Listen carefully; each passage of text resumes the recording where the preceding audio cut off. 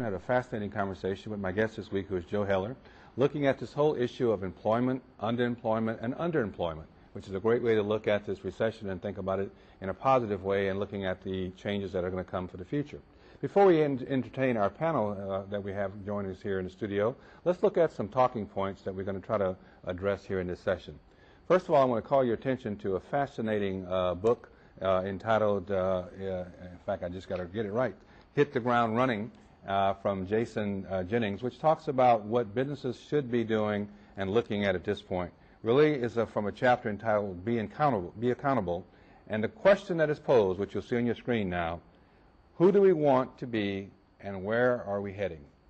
In the recession, it is a perfect time to take a pause, step back, do a reassessment, ask those type of questions, get some input and expertise that you may need to help you address those questions and issues and kind of see where we're going. The other ones are to look at kind of where we as the company, the small business, the corporation, even works for nonprofits. It is that kind of stepping back.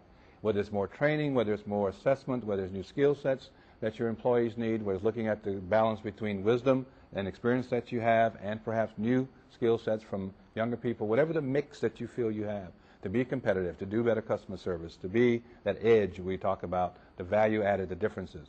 To help us look at some of those issues, we're joined by a couple of people, but I'm going to let my wonderful guest co-host for this segment, Joe Heller, who was with us in the first half, introduce our guests. Well, great. Well, I want to finish up on one quick point that I was about to make on the end of the first segment. That's right. We did run out of time. And that is trust. I mean, trust has never been more important at any given time than during this recession. And who do you trust? You trust the people that you work with. I mean, the number one reason people buy from another organization is because of the people in that organization. Mm-hmm.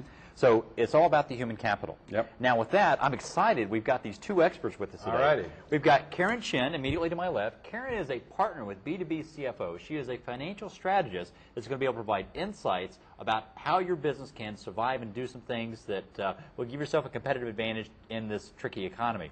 And then to her left is Eric Standlee.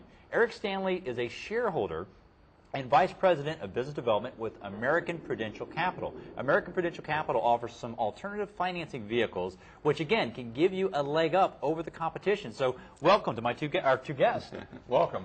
Tell us from your perspective, where do you see the situation we're in now vis-a-vis, quote unquote, the recession, but more importantly, where do you see where we're headed? I think that's really the more important piece.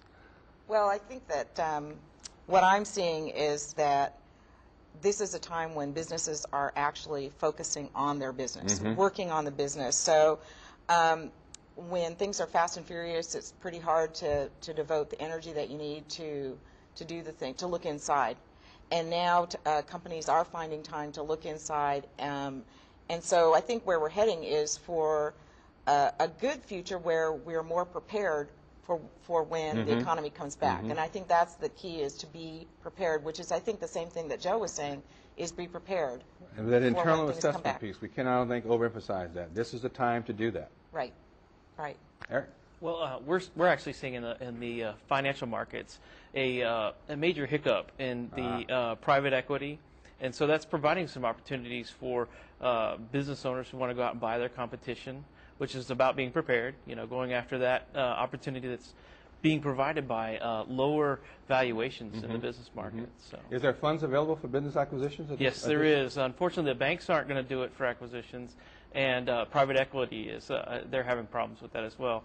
So, there are some funds, but it's you got to go to the alternative sources. Well, let me ask you a question then, because that's kind of an out of the box thing. We were talking about the box earlier. I mean, why would somebody want to go out and acquire companies in a recession? I mean, that's something you typically do in a buy and build model when the economy is expanding.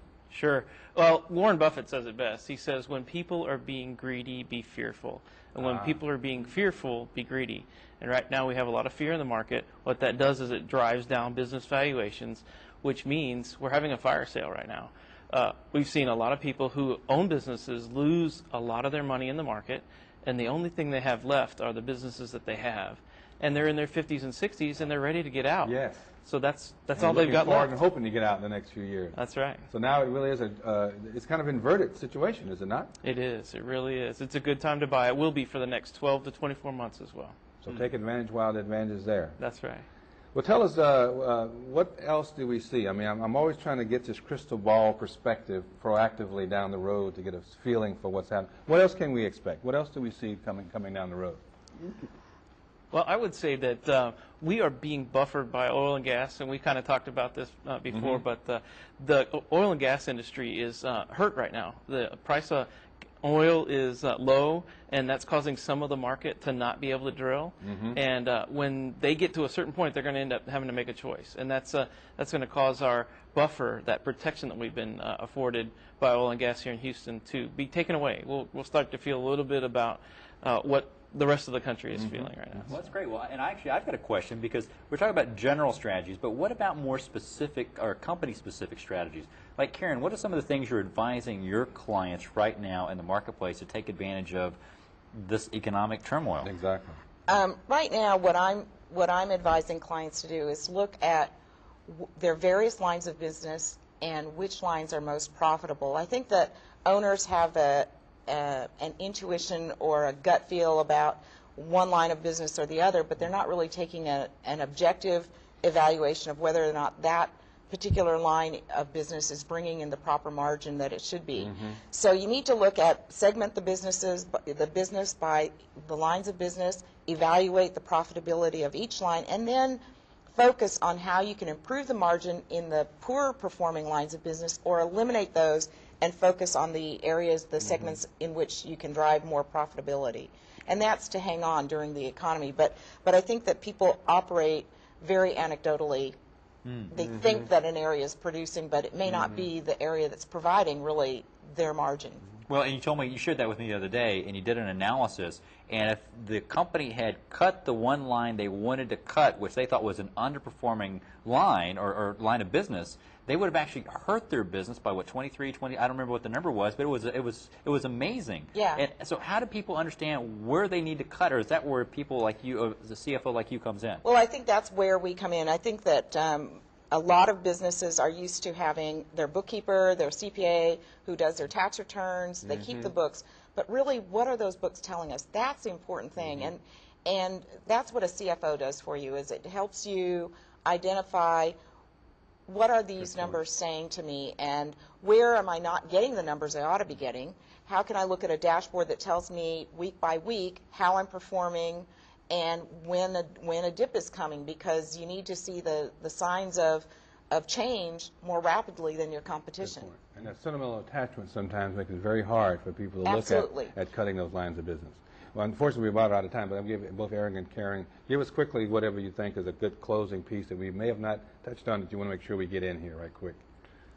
Well, I would say that we're going to come out of this. Okay. I would want to be positive about this. And so the thing is, tighten your belt, look for what you can do best, and take those opportunities that are available. Good. Karen? Focus on your business. Now's the time to work on your business. When you have manpower and availability, that's the best place to invest. Joe? Well, I agree with these two. I'd actually just defer to them. These guys, I'm just proud to be on the same show with them. Well, and I would say there's not enough time to get into, but I would love to have you back at some future date so we can have time to really dwell into this with more, because I think it would be interesting to do this later on down the road a few months to see where things are. Now, we've talked about it. We kind of gave our projection. We did our crystal balling. It'd be interesting to see a few months down the road where things really are, so we'll do that segment again.